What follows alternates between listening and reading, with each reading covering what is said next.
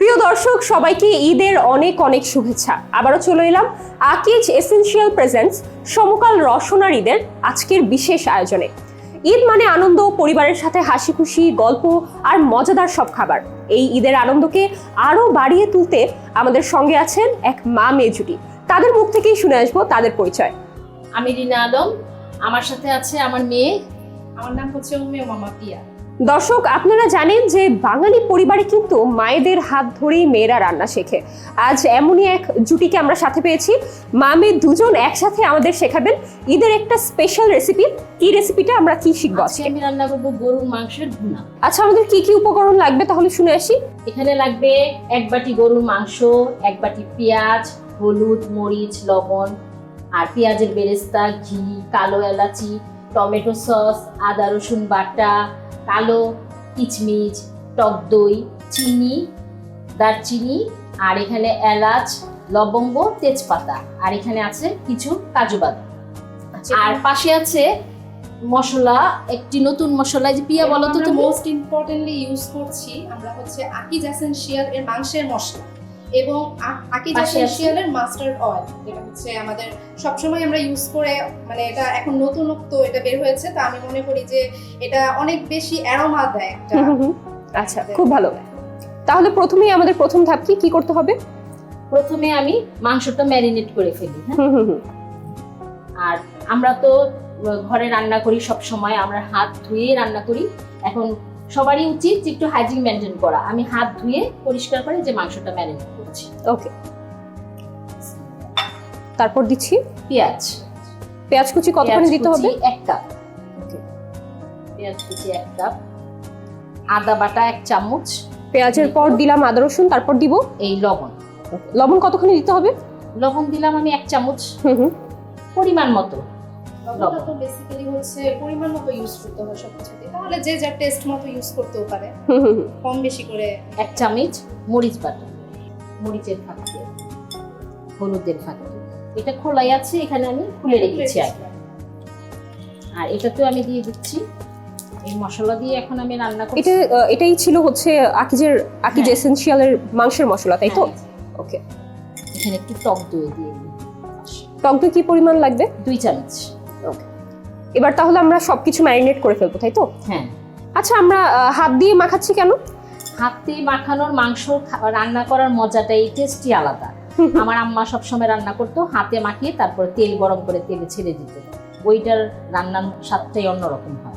বাহ, এই যে আপনি আপনার মার থেকে শিখেছেন, এবার আপনার থেকে আবার আপনার মেয়ে শিখছে। বাহ। পিয়া, তুমি চুলাটা জ্বালিয়ে তেলটা একটু গরম চড়িয়ে দাও তো। আমাকে রান্নার কাজে আমার মেয়ে সবসময় হেল্প করে। বাহ, তাহলে এই গল্পটা শুনতে চাই আসলে। ওরও কি পিয়া, তোমারও কি রান্নার প্রতি আগ্রহ ছিল? তোমার মাকে দেখে কি আগ্রহ তৈরি হয়েছে? বলতে গেলে আমার রান্নার প্রতি আগ্রহটা এসেছে টোটালি আমার আম্মুর থেকেই। আমি আগে তো হচ্ছে কি পড়াশোনা নিয়ে এত ব্যস্ত ছিলাম, মানে সবসময় এটা ট্রাই করতে পারতাম না যে একটা জিনিস কিভাবে আমরা করবো, রান্না করবো। তো আম্মু আমাকে খালি জোর দিত যে রান্না করো, এটা তুমি একটা জিনিস শিখলে তোমারই কাজে লাগবে, ভালো হবে। সেটা যেই পরিস্থিতিতেই হোক না কেন। আচ্ছা, আমরা কি দিলাম চুলায়? প্রথমে আমরা তেল দিয়েছি, তাই তো? একটু গরম মশলা দিয়ে দিলাম। দিয়েছিলাম সরিষার তেল, লবঙ্গ, দারচিনি আর একটু এলাচি দিয়ে দিলাম। এগুলো কি একদম ডুবো তেলে ভাজতে হবে, তাই না? না, ভাজতে হবে না, জাস্ট তেলটা গরম হওয়ার পরে আমি একটু দিলাম আর কি, ঘ্রাণটা আসবে এই কারণে। ও আচ্ছা। আর এখন আমি মাংসটা ছেড়ে দেব। আচ্ছা, এই যে এখানে চুলার আঁচ কেমন থাকবে মাংস ছাড়ার সময়? হ্যাঁ, মাংস তেলের কাজ তো, এখন মিডিয়াম টু লোতে আমরা মাংসটা ছেড়ে দিব, মানে পরে বাড়িয়ে দিব, পরে বাড়িয়ে দিব। এই যে হাত ধোয়ার পানিটাই মাংসের মধ্যে, এই হাত ধোয়ার, এটা আমার আম্মারা রান্না করতো, মাদের কাছ থেকে আমাদের শেখা। এই যে এখন একটু তেজপাতা দিয়ে দিলাম, আর এখন একটু নাড়াচাড়া দিয়ে তুমি একটু মাংস চুলাটা কমিয়ে ঢেকে রাখো, মাংসটা কষানো হবে।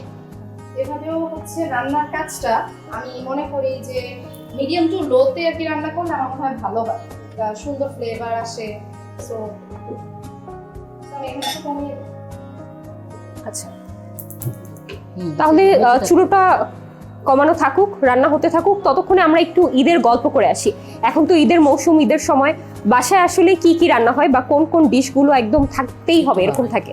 ঈদে আমি ঘরে রান্না করি সকালবেলা সেমাই, আর ঈদের দিন, কুরবানিদের দিন তো গরুর মাংস দিয়েই সবাই খাওয়া হয়। এজন্য কুরবানি দেওয়া হয়ে যাওয়ার পরে আমাদের এই টাটকা গরুর মাংসটা আমাদের রান্না করতে হয়। এই আমি রান্না করি, আর সবাই আমরা ভাই বোন সবাই মিলে একসাথে সবাই দুপুরে খাই। বাহ, তাহলে সবাইকে আপনার বাসায় আসে আপনার ভাই বোন? সবাই আমার ভাই বোন সবাই মিলে, আমি যে কুরবানি দেই, আমার ভাইরাও কুরবানি দেয়, মানে ঈদের মধ্যে সবাই আমরা একসাথে বসে মানে একসাথে খাওয়ার জন্য। হ্যাঁ, বাহ, কি সুন্দর একটা মুহূর্ত। এবার পিয়ার থেকে শুনতে চাই যে ঈদে আপনি কোনো রান্না করেন কিনা? ঈদে তো হচ্ছে সকালবেলা উঠে আমার হচ্ছে সবার আগে হচ্ছে মিষ্টি জাতীয় কোনো কিছু নিয়ে আমি ব্যস্ত হয়ে যাই, যে মিষ্টি কি আছে বা সেমাই বা কি। তো আমি হচ্ছে আমার আম্মুকে বলি যে ঠিক আছে তুমি সেমাই বা এগুলো রান্না করো, কারণ যেহেতু কোরবানি ঈদে আমাদের বেসিক্যালি আমাদের হচ্ছে মেনু ওটাই হচ্ছে গরু নিয়ে অনেক বেশি শুরু হয়ে যায়। তো আমি হচ্ছে কাপ কেকস বানাই, অনেকগুলো কাপ কেকস বানাই, কারণ বাচ্চারা আসে তো ওগুলো মানে খুবই আগ্রহের সাথে খায়, আমার খুবই ভালো লাগে। মানে মা হচ্ছে সেভারি আইটেম দেখে আর আপনি হচ্ছে ডেজার্ট দেখেন, তাই তো? মাংস তো প্রায় হয়ে আসছে মনে হচ্ছে, আর কতক্ষণ লাগবে এটার? এই এখন 5-6 মিনিট লাগবে, কষানো হয়ে গেলে এখন পানি দিয়ে দিব, মাংস গলে গেলেই রান্না শেষ। 20 মিনিট লাগবে পুরো।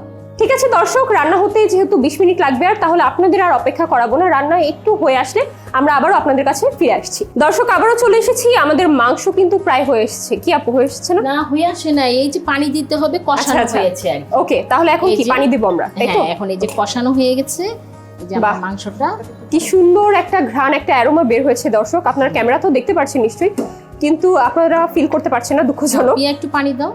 বলছিলাম আপু, মশলার কারণেই হয়তো রংটা এত সুন্দর এসেছে, তাই না? হ্যাঁ, মশলার কারণে রংটা অনেক সুন্দর হয়েছে। আচ্ছা, পানিটা কতটুকু দিলাম আমরা?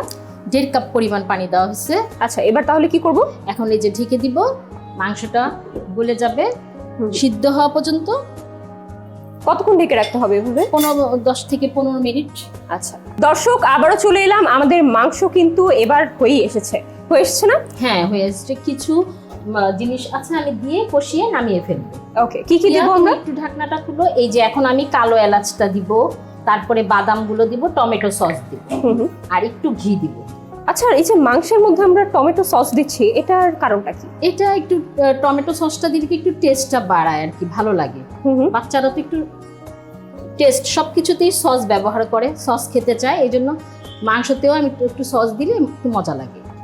ওকে, এবার দিয়ে দিচ্ছি কালো এলাচ। কালো এলাচ, কালো এলাচ যদি কারো বাসায় না থাকে সেক্ষেত্রে যে কোনো এলাচ দিলেই হবে, বা কিচমিচ, কালো কিচমিচ। আচ্ছা, কালো কিশমিশ। হ্যাঁ, কালো। আর এই যে একটু কাজু বাদাম দিয়ে দিলাম, পেস্তা বাদাম থাকলে আর একটু বেরেস্তা দিয়ে 1 কাপ বা 1 বাটি পরিমাণ। অলরেডি কিন্তু কালারটা, রংটা খুব সুন্দর এসেছে, ঘ্রাণও কিন্তু খুবই ভালো এসেছে, খুব চমৎকার এসেছে। কষিয়ে নামিয়ে ফেল। আচ্ছা, এই যে এই ঝোল কম বা বেশি থাকলে কি স্বাদে কোনো পরিবর্তন হয়? না না, কোনো পরিবর্তন নাই। একটু ঝোল হলে, একটু ভুনা ভুনা মাংস, সবাই একটু ভাত দিয়ে পোলাও দিয়ে ভুনা মাংসটা খেলে একটু টেস্ট মনে হয়। আচ্ছা, মানে কেউ চাইলে ঝোল বেশিও রাখতে পারে, কমও রাখতে পারে। আম্মু দেখো তো পানিটা হয়ে গেছে। হ্যাঁ, এই যে হয়ে গেছে। হ্যাঁ হ্যাঁ, হয়ে গেছে। এখন নামিয়ে ফেলো। হ্যাঁ, চুলাটা বন্ধ করে দাও, নামিয়ে ফেলো। রান্নায় কিন্তু পরিবেশনটা খুবই ইম্পর্টেন্ট। আমার মনে হয় দেখতে যদি একটা খাবার ভালো হয়, সুন্দর হয়, সেটা মানে খাওয়ার স্বাদও আরো বেড়ে যায়, তাই না? হ্যাঁ, পরিবেশনের উপরে সবকিছু। দেখতে টেবিলে যদি খাবারটা সুন্দর লাগে, খেতেও খুব ভালো লাগে। তৈরি হয়ে গেল আকিজ এসেনশিয়াল সরিষার তেল এবং মাংসের মশলার ফ্যামিলি স্টাইল বিফ রেসিপি। বাহ, দেখতেই কিন্তু খুব চমৎকার। আমি শিওর এটা দেখতে যতটা চমৎকার লাগছে, খেতেও ততটাই ভালো হবে। কি বলেন আপু, এবার কি টেস্ট করে দেখা যায়? ইনশাআল্লাহ।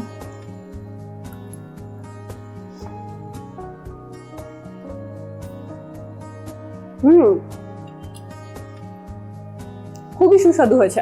আপনাদেরকে অনেক ধন্যবাদ, মানে আসলে খুবই মজাদার, আর ঈদের জন্য একদম পারফেক্ট ক্লাসিক বিফ রেসিপি। এবার কুরবানি ঈদে দর্শক আপনারা সবাই কিন্তু ট্রাই করতে পারেন। দর্শক, আপনাদের থেকেও এবার বিদায় নিতে হবে।